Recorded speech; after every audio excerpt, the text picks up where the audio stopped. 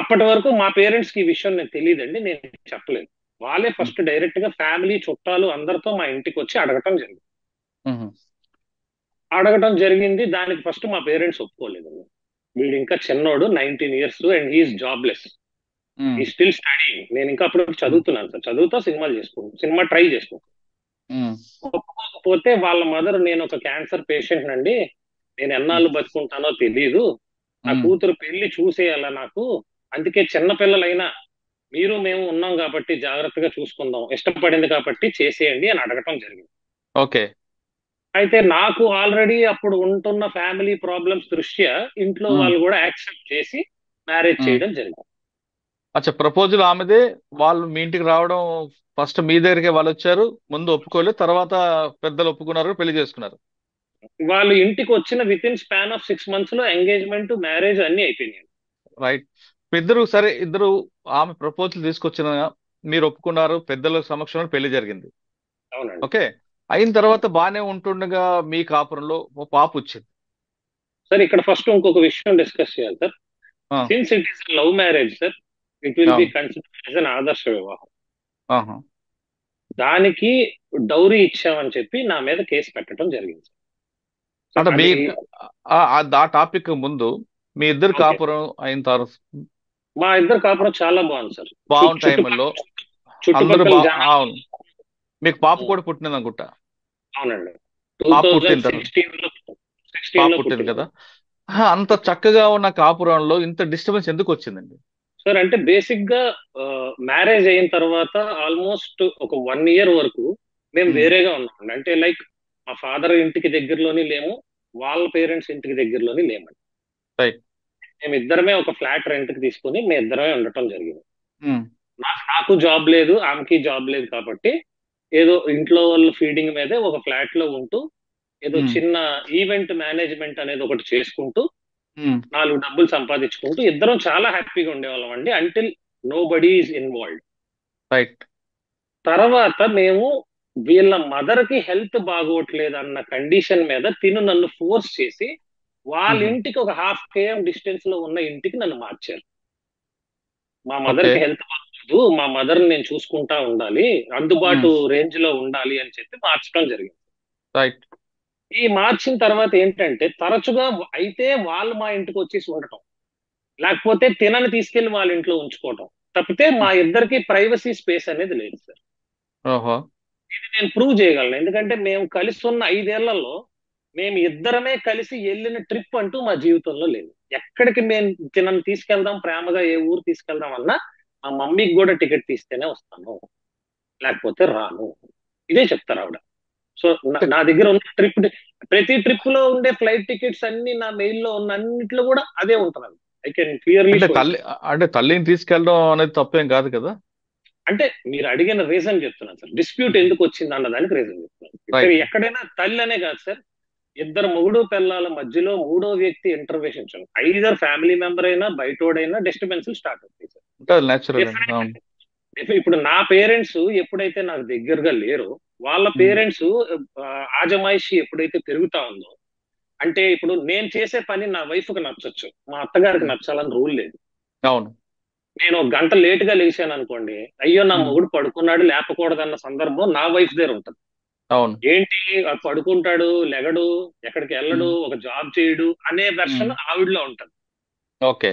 So నేను direct గా ఎవరిని కంప్లైంట్ చేయట్లేదండి. సో ఉమ్, ఏంటంటే ఈ విధంగా ఉమ్, ఆమెలో చాలా ఏంటంటే చాలా నాటారు. ఉమ్. దాని నుంచి చిన్న చిన్నగా గొడవలు స్టార్ట్ అయినాయి. ఆ, ఈ చిన్న చిన్న గొడవలు స్టార్ట్ అయినప్పటికీ కూడా ఏంటంటే నేను ప్రతిదానికి కాంప్రమైజ్ అయిపోతూ ఉండేవాడిని. ఓకే. ఎందుకంటే బేసిక్లీ ఎందుకంటే నా ఏజ్ చిన్నది, ఆ, నా ఏజ్ కూడా చిన్నది. So because of maturity levels ఇంకా ఎదగలేకపోవడం, వయసు అవగాహన రాకపోవడం వల్ల చిన్న చిన్న గొడవలు పెట్టుకుంటా ఉంటది. ఆ, సో అది మనం పెద్దగా పట్టించుకోవద్దు, కొంత ఏజ్ ఆ. వస్తే తనే తెలుసుకుంటది అని చెప్పి నేను పట్టించుకునేవాడు. ఉమ్. అవి కూడా రొటీన్ ఫ్యామిలీకి, అందరి ఫ్యామిలీకి ఉండే గొడవలే, పెద్దవి ఏం ఉంటాయండి, కాదు. అంటే కామన్. ఏదో వంట బాగాలేదనో, లేకపోతే బయటకు తీసుకెళ్లలేదనో, లేటుగా వచ్చావనో, సరే, ఇలాంటివి అవన్నీ ఉంటాయి. అవన్నీ సర్వసాధారణ, ప్రతి ఇంట్లో ఉంటాయి, ఇంటింటి రామాయణం ఇది. కానీ పాప ఇది పుట్టిన తర్వాత ఇది ఏంటంటే పాప ఎప్పుడైతే పుట్టిందో సార్, ఆ, ఇక్కడ నుంచి ఇవే చిన్న చిన్న గొడవలు వస్తే పాపను పట్టుకుని వాళ్ళ ఇంటికి వెళ్ళిపోవడం, 4-5 డేస్ నాకు పాపను చూపించకపోవడం అనే గేమ్ పాప ఆ. పుట్టిన దగ్గర నుంచి స్టార్ట్ అయింది. అంటే ఎమోషనల్ బ్లాక్మెయిలింగ్. పాప అంటే చిన్న పిల్ల మనకి పుట్టిన మనం చూడకుండా ఉండలేం కదా సార్, ఒక అవును. రోజు ఉండటం కూడా కష్టం. అవును. ఇది ఇది స్టార్ట్ చేశారండి. ఓకే. పాపను చూపించు అంటే ఇప్పుడు పాపను చూడాలంటే నేను నా అన్ని చంపుకొని వాళ్ళ ఇంటికి వెళ్ళి ఉమ్. సారీ చెప్పేస్తే పాపను చూడడానికి అవుతుంది. ఓకే. ఒక 10 సందర్భాల్లో 9 సందర్భాల్లో తగ్గగలిగిన ఏదో ఒక సందర్భంలో మనం తగ్గలేకపోయేది వస్తుంది మనకు కూడా. అవును. అలాంటి సందర్భంలో జరిగిన గొడవకి వాళ్ళ పేరెంట్స్ మా పేరెంట్స్ కలిసి వచ్చి కూర్చొని మాట్లాడి ఊరుకోపెట్టే స్థాయికి వెళ్ళింది. ఆ, ఇలా రెగ్యులర్ గా జరుగుతూ ఉండేదండి. ఈ మధ్యలో నాకు 2017 ఇయర్ లో ఈ ప్రెషర్స్ తట్టుకోలేక నేను నేవీలో జాబ్ కొట్టానండి. అంటే నేను 2015 నుంచి రాస్తున్నాను, 16 లో రాశాను, రాలేదు, 17 లో జాబ్ వచ్చింది. నేవల్ డాక్యార్డ్ లో నాకు ఒక చార్జ్ మ్యాన్, అంటే it is like an assistant engineer job వచ్చింది. ఓకే. ఉమ్. ఆ జాబ్ జాయిన్ అయిన తర్వాత ఇంకా నా లైఫ్ స్టైల్ అంతా మార్నింగ్ 6 to ఈవినింగ్ 8 అయిపోయింది. Only okay. నైట్ మాత్రమే ఫ్యామిలీతో స్పెండ్ చేసి, అందులోకి నేను ఒక ఫిట్నెస్ ఫ్రీక్ అండి, రోజుకు ఒక గంట జిమ్ చేయకుండా ఉండలేను. ఆ ఇంటికి వచ్చిన తర్వాత ఇంకో గంట జిమ్కి వెళ్ళి 9-9:30కి ఇంటికి వచ్చి భోజనం చేసి పడుకుని పోవడమే తప్ప సండే తప్ప ఫ్యామిలీతో స్పెండ్ చేసే టైం దొరికేది కాదు. ఓకే. ఈ రీజన్ టైంలో ఏంటంటే నేను ఒక్కదాన్నే పాపని చూసుకోలేకపోతున్నాను ఉమ్. అన్న కారణాన్ని అడ్డు పెట్టుకొని మాట్లాడితే వాళ్ళ పేరెంట్స్ హౌస్కి వెళ్ళిపోయి అక్కడే 1 month 2 months అలా ఉండటం స్టార్ట్ అయింది. ఇక్కడ నేను చేసిన బిగ్గెస్ట్ మిస్టేక్ ఏంటంటే అలా వెళ్ళిపోతున్న అన్నిసార్లు నేను యాక్సెప్ట్ చేశాను. అవునులే, ఒక్కరితే చిన్నపిల్లని చూసుకోలేదు, ఏదో దెబ్బలు తగిలించుకుంటారు అనవసరంగా, ఫోన్లే అల్ని అని యాక్సెప్ట్ చేయడం స్టార్ట్ చేశాను. ఓకే. అది లేటర్ ఆన్ ఎలా టర్న్ అయిందంటే పాపను పంపించండి అంటే ఈ రోజు మంగళవారం పంపించకూడదు, ఈ రోజు శుక్రవారం పంపించకూడదు, ఈ రోజు ఆదివారం పంపించకూడదు, ఈ రోజు బుధవారం పంపించకూడదు, ఇంకా మిగిలిన 2 రోజులు పంపించమంటే మమ్మీకి బాగాలేదు సో ఈ రోజు రాను. ఇది స్టార్ట్ అయిందండి.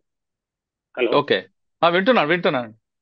ఇలాగా ఇంకా ఇంకా ఇలా ఈ చిన్న చిన్న చిన్న చిన్న చిన్న చిన్న గొడవలే ఆ. పెద్ద పెద్ద గొడవలు, పెద్ద పెద్ద గొడవల స్థాయికి వెళ్ళింది. అంటే ఇవన్నీ అయితే రెండు కుటుంబాల మధ్య కూర్చొని పరిష్కారం కాకపోయేసరికి. పరిష్కారాలు ఎప్పుడు పరిష్కారం జరిగిపోయేదండి. ఆ. పేరెంట్స్ వచ్చేవారు, ఐదర్ నన్నైనా తిట్టి తను ఊరుకోపెట్టి అమ్మ గొడవలు పడకండి అని చెప్పేవారు, అంతా బాగుండేది. ఈ ఉమ్. ఇష్యూస్ ఏం లేవు. ఇష్యూస్ ఏంటంటే వీళ్ళ ఇంట్లోనే ఉంటున్న వీళ్ళ సిస్టర్ ఉమ్. 2018-19 లో ఆవిడది ఒక ఇలాంటి సేమ్ ఫ్యామిలీ ఇష్యూ వస్తే అన్ని తీసుకొని ఆ అమ్మాయిని హస్బెండ్ నుంచి విడగొట్టేశారు. ఓహో. ప్రెగ్నెంట్ అమ్మాయినే హస్బెండ్ నుంచి విడగొట్టేసి ఆ అమ్మాయికి అబార్షన్ చేయించేశారు. అయ్యో. ఆ. ఇవి చూసిన తినకి ఏంటంటే ఈసారి నుంచి గొడవ అయితే పోలీస్ అని భయపెట్టచ్చు, కోర్ట్ అని భయపెట్టచ్చు, మీడియా అని భయపెట్టచ్చు అని కొత్త కొత్తగా విషయాలు తెలుస్తుంది. నేను చెప్తున్నా తనది తప్పని ఈ రోజుకి నేను చెప్పట్లేదండి. తనకి నేర్పారు. తను ఆ రోజు నుంచి గొడవ వినప్పుడు, ఇంతకు ముందు గొడవ అయితే తిట్టుకుంటారు, ఒక ఉమ్. గంట పోతే కాంప్రమైజ్ అవుతారు. ఆ రోజు నుంచి గొడవ అయితే నేను పోలీస్ స్టేషన్కి వెళ్ళిపోతాను, నీ మీద కేసు పెట్టేస్తాను అని బెదిరించడం, లేదంటే నేను సూసైడ్ చేసుకుంటానని తలుపులు వేసేసుకోవడం రూమ్ లోకి వెళ్ళి. ఈ ఎమోషనల్ బ్లాక్మెయిల్ చేయడం అనేది చాలా స్టార్ట్ చేసింది. ఆల్రెడీ అయితే 20. చెప్పండి. కరెక్ట్ గా లాక్డౌన్ పెట్టే ముందు రోజు తన బర్త్డే అండి. ఉమ్. తన బర్త్డేకి నేను 1,20,000 పెట్టి ఒక స్కూటీ, ఒక 50,000 ఖర్చు పెట్టి తన బర్త్డే నైట్ 12 గంటలకు చేశాను. చాలా గ్రాండ్ గా తన బర్త్డే చేశాను. చేసి నెక్స్ట్ రోజు నుంచి లాక్డౌన్ ఏదో పెట్టారండి, మార్చి 22వ తారీఖు నుంచో 23వ తారీఖు నుంచో లాక్డౌన్ పెడితే అవి ఉమ్. ఇక్కడ ఉంటే సేఫ్ కాదు, అక్కడ ఉంటే మా మమ్మీ ఆ హైజీన్ అది చూసుకుంటది, ఇంట్లోకి ఎవరిని రాకుండా చూసుకుంటది, పాప చిన్నది కదా, సో మేము అక్కడ ఉంటాము అని చెప్పి అక్కడికి వెళ్ళారండి. అయితే ఇందులో నేను కోవిడ్ లో ఆ, రోడ్ల మీద వెళ్ళి బెగ్గర్స్ అందరికి ఫుడ్ పంచేవాడిని. రోజు రోజు ఫుడ్ పార్సెల్స్ నా సొంత డబ్బులు ఖర్చు పెట్టి నేను పంచేవాడిని రోడ్ మీద, ఓకే. హ్యుమానిటేరియన్ గ్రౌండ్స్ లో.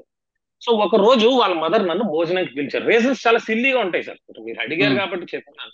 ఓకే. భోజనానికి పిలిస్తే నేను ఈ ఫుడ్ పంచుతూ పంచుతూ ఇంటికి వెళ్ళేసరికి 3 అయ్యింది, ఉమ్. వాళ్ళ ఇంటికి. నేనేంటంటే బయట అంతా తిరిగి వచ్చాను, ఇప్పుడు ఇంట్లోకి రాకూడదు, క్యారేజ్ ఇచ్చేసేయండి, మన ఫ్లాట్కి వెళ్ళి తింటాను అని చెప్పాను. వాళ్ళ మదర్ కి తినికి కోపం వచ్చి క్యారేజ్ ఇలా ఇసిరారు సార్ నా మీదకి, ఇక తిన అని ఇలా ఇసిరారు. ఉమ్.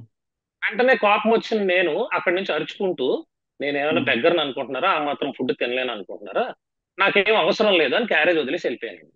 ఉమ్. ఆ రోజు తర్వాత 6 మంత్స్ నాకు వాళ్ళ అమ్మాయిని వాళ్ళు చూపించలేదండి. Six okay. మంత్స్ అది అది చిన్న మాటకి వాళ్ళు టూ వల్గర్ వర్డ్స్ తో మా ఫాదర్ వాళ్ళ ఇంటికి వెళ్ళి, నీ కొడుకు ఇలాంటోడు, నీ కొడుకు అలాంటోడు, అది ఇది పట్టించుకోడు, ఇది లేదు అది లేదని ఎలిగేషన్స్ పెట్టుకుని ఇప్పట్లాగే మేము మా అమ్మాయిని పంపించాం అని చెప్పేసి ఒక 6 మంత్స్ ఉంచేసుకున్నారు. ఆ టైంలో మాత్రం ఈ పాప అనే వీక్నెస్ తోనే నాతో వీళ్ళు ఆడుకుంటున్నారు, నేను కూడా కొంచెం స్ట్రాంగ్ గా ఉంటేనే గానీ ఇది సెట్ అవ్వదు, లేకపోతే ఇది అలవాటు అయిపోతుంది ప్రతిరోజు గొడవ అని చెప్పి నేను కూడా 6 మంత్స్ పాపను చూడకుండా ఉన్నానండి. ఓకే.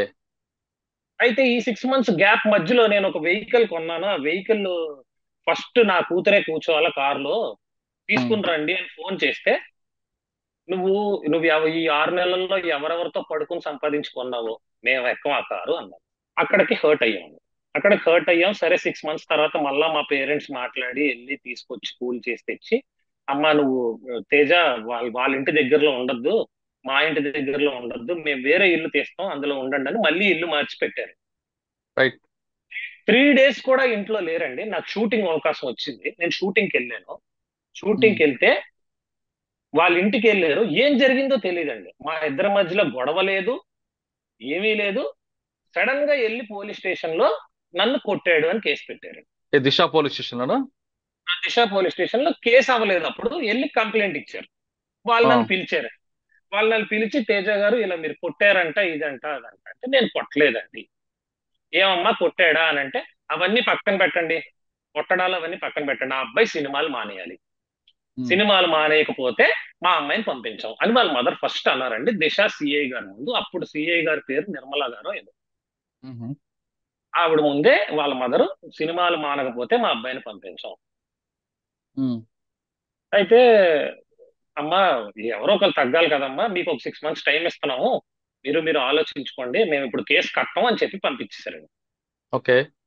మళ్ళీ 6 మంత్స్ తర్వాత వెళ్ళి, నన్ను పిలవకుండానే వెళ్ళి ఎఫ్ఐఆర్ అయిపోయిందని నాకు ఫోన్ వచ్చింది. ఏసీపీ గారు నన్ను పిలిచి అడిగారండి, ఏం జరిగింది మొత్తం అని అంటే, బాబు నువ్వు రోజు మందు తాగి వస్తావంట, ఆ అమ్మాయిని కొడతావంట, అలానే నువ్వు సినిమాలు చేస్తూ అమ్మాయిని పట్టించుకోవంట, నువ్వు జాబ్ ఉందనే నీకు పెళ్లిని ఇచ్చారంట, లేకపోతే ఇవ్వకపోదురంట, నువ్వు సినిమా వాడు అని తెలిస్తే పెళ్లిని ఇచ్చేవారు కాదంట అనేది చెప్పడం జరిగిందండి. ఓకే. చెప్తే నేను ఏసీపీ గారు క్లియర్ గా చెప్పాను, మేడం 2015 లో మ్యారేజ్ అయినప్పుడు నాకు జాబే లేదు, నేను 2017 మే 22 జాబ్ జాయిన్ అయ్యాను, మరి జాబ్ ఉందని పిల్లనివ్వడం ఏంటండి, అది అబద్ధం. మీ మీద 543 క్రైమ్ నెంబర్ 2021 లో ఎఫ్ఐఆర్ ఇష్యూ అయింది దిశలో. మీ మీద చార్జ్ ఓకే. షీట్ వేశారు, మీకు అవునండి. కౌన్సిలింగ్ చేశారు, మీరు వినకపోతే మీకు అరెస్ట్ కూడా చేసినట్టున్నారు. అవునండి, అంటే వినకపోవడం అంటే అంటే నేను మీరు వినకపోయి వినడం అంటే మీరు ఆ, కౌన్సిలింగ్ లో ఆ కౌన్సిలింగ్ వచ్చి వెళ్ళుంటారు. కౌన్సిలింగ్ కూడా మీ ఆ, ఇద్దరు మధ్యన కూడా ఇంకా అది కలిసేటట్టు లేదు అని చెప్పి అరెస్ట్ చేసి పంపించుంటారు. పాయింట్ అండి, సినిమాలు మానేయడం ఒక్కటే పాయింట్ తెచ్చారండి. వాళ్ళు కొట్టానని కానీ ఏమీ తేలేదు, కంప్లైంట్ లో రాసిన ఏ మాటలు ప్రస్తావనకు తేలేదు. కాదు సినిమాలు కంప్లైంట్. మానేస్తే సినిమా ఆ రోజు సిఏ గారి ముందు జరిగింది ఏంటంటే, కాంప్రమైజ్ అవ్వాలంటే సినిమాలు మానేయాలి అని అడిగారు, నేను సినిమాలు మాన్ను అని చెప్పాను. అయితే ఇద్దరి మధ్యన తెగేది లేదని చెప్పేసి ఎఫ్ఐఆర్ చేశారు. రైట్ అండి. అందులో మీకు 498A 506 పెట్టారు అంటే మీరు అప్పటికే వేధిస్తున్నారని రకరకాల సెక్షన్స్ తో వచ్చింది. అందులో అవునండి. మీకు అరెస్ట్ చేశారు, చార్జ్ షీట్ కూడా వేశారు. అవునండి. రైట్.